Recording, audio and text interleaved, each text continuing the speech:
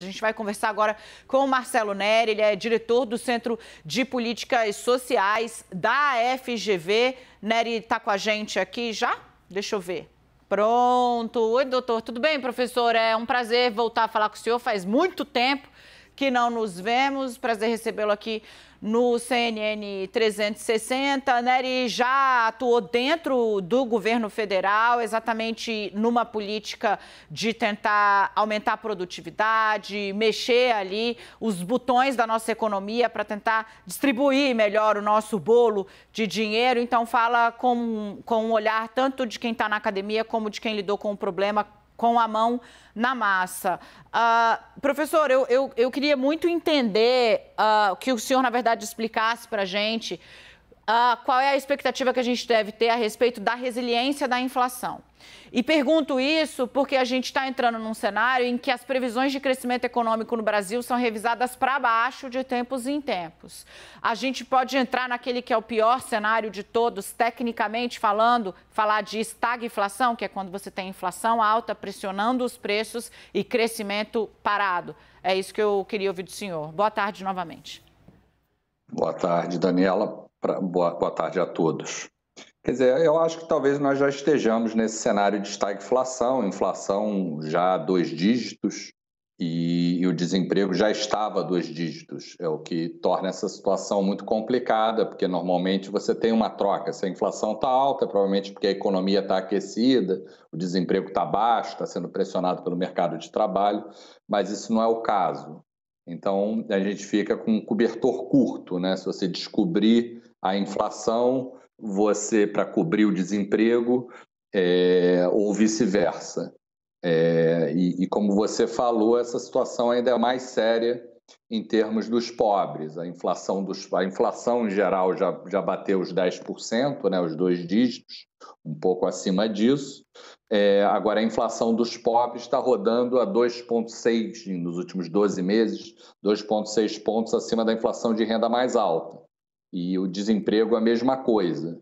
E o problema da inflação alta é que ela cria um hábito, né? A gente já passou por isso no passado, então se a inflação, a gente começa a perder o controle dela, as pessoas já incorporam nas suas expectativas a inflação, isso acaba gerando mais inflação para o futuro. A gente já viveu essa armadilha no passado. Então, infelizmente é difícil traçar projeções, a gente está no meio de uma crise hídrica, como foi falado, um choque de oferta ligados à própria pandemia, a questão agrícola, preço do petróleo, câmbio alto, então isso faz com que o cobertor curto fique menor, principalmente para os mais pobres. Crise hídrica no Brasil, crise global de energia com a Europa buscando alternativas, a China, né, fazendo blackouts programados, enfim. Então, de fato, a incerteza é muito grande. Eu quero falar um pouco a respeito da questão do que a gente pode pensar, então, de macroeconomia diante desse cenário. O Banco Central está sinalizando que vai elevar os juros, né, ao patamar em que for possível. É uma declaração recente do presidente do Banco Central. A questão é que isso não está funcionando, não está contendo a escalada de preços. Como a gente tem um horizonte aí trabalhando com uma perspectiva pessimista mesmo, admitindo aqui que ela é pessimista porque é possível, né? Um horizonte de escassez energética, de escassez hídrica. Como é que a gente pode pensar exatamente o impacto desse cenário de crise sobre os preços num momento em que, de novo, o juro já não está mais num patamar, digamos, que estimule, né, a vinda para cá? A gente está voltando a um cenário qualitativamente parecido como foi depois do choque do petróleo, nos anos 70, do primeiro e do segundo choque, que são choques de oferta. Então, é aquela sensação, a economia está estagnada, mas ao mesmo tempo a inflação está alta. Então, isso dificulta muito o combate, porque o Banco Central talvez tenha saído um pouco tarde atrás dessa alta dos preços, mas o fato não é a demanda aquecida a única ou principal causa desse aumento da inflação. Então, a gente fica nessa entre a cruz e a espada e abre espaço para medidas mais, vamos dizer, heterodoxas em relação vamos dizer, controle do preço da gasolina, meio na força, como já foi feito no passado. Isso pode até gerar uma solução imaginada no curto prazo, mas também gera custo. Então, eu diria que a gente está numa situação bastante complicada, mas que essa situação é muito mais complicada para as classes de renda mais baixa. A inflação está mais alta, a inflação dos alimentos, a inflação do botijão de gás, não só a inflação da gasolina, e o desemprego na metade mais pobre durante a pandemia subiu 9 pontos de porcentagem.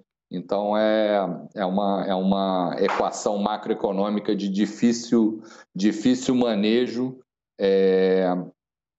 e com muita incerteza para frente, quer dizer, uma tempestade perfeita, vinda de fora e com ingredientes internos. O senhor usou um termo que aí me lembra, eu preciso trazer aqui o Fernando Nakagawa. O senhor falou, a nossa inflação não é uma inflação de demanda. Nakagawa disse isso há pouco tempo aqui no CNN 360. Naka, vem para cá, Marcelo Neri está aqui, o entrevistado é seu. Obrigado, Dani. Professor, eu queria ouvir do senhor uma avaliação sobre a diferença do que acontece no Brasil com outros países do mundo. O senhor mencionou que muitas das razões são globais. A pandemia, choques de oferta em várias cadeias produtivas, o petróleo, isso tudo afeta o mundo todo que está conectado.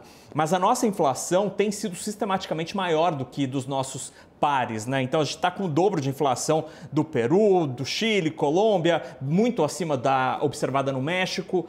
Tem um problema que é nosso, é o dólar, professor? O dólar, sem dúvida, o real foi uma das moedas que mais desvalorizaram nos últimos tempos.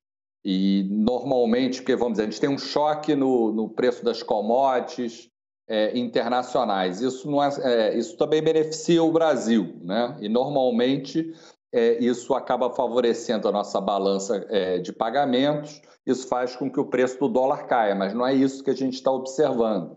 Então, quer dizer, não só o preço em dólar aumenta das coisas, como o próprio valor do dólar. Então, isso acaba gerando um efeito duplo sobre a inflação. Acho que essa comparação é fundamental, que muitas vezes a pandemia é culpada, os choques externos de tudo. Quando a gente faz essa comparação com outros países, a gente vê o que realmente é nosso, o que realmente é do mundo ou da pandemia. Mas o que, professor, o Brasil fez de errado para ter uma inflação que é o dobro de países vizinhos?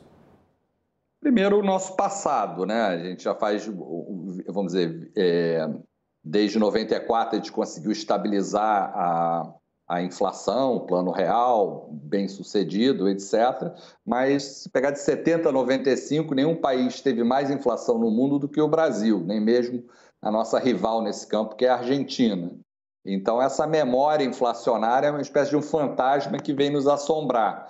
Então, se o Banco Central, se a sociedade descuidar e deixar a inflação subir, a gente está deixando a nossa memória dos tempos passados nos afetar hoje. O problema dessa inflação a 10% é que ela acaba sendo normalizada. A gente começa a reajustar, a proteger dessa inflação, etc., que acaba gerando mais inflação. Então, eu diria que o que faz a diferença no Brasil é o nosso passado, é o nosso histórico, e a gente precisa, por isso, ter cuidado redobrado. A gente está com a inflação de 10%, está quase 3 vezes, ou 2 vezes e pouco, o valor do centro da meta inflacionária. Então, de fato, é uma situação que a gente precisa ter um cuidado redobrado, porque as consequências sociais são sérias. Mas o nosso problema é que a gente tem um problema duplo, não é só a inflação é parte do problema.